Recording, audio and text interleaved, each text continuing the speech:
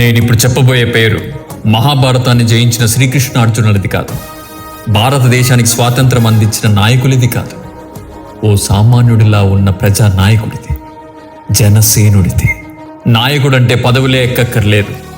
ఎదుటివాడి గుండెల్లో భయాన్ని చంపి ధైర్యాన్ని నింపి నేనున్నాననే భరోసా ఇస్తే చాలు, ప్రజల గుండెల్లో గుద్దుతారు ఓట్లు. ఆ నాయకుడి పేరే కొణిదెల పవన్ కళ్యాణ్. జనసేన అధినాయకుడు రాజకోటలు దిగి మన కోసం నేలకొచ్చాడు. గెలిపించుకునే బాధ్యత మనది. గెలిపిద్దాం.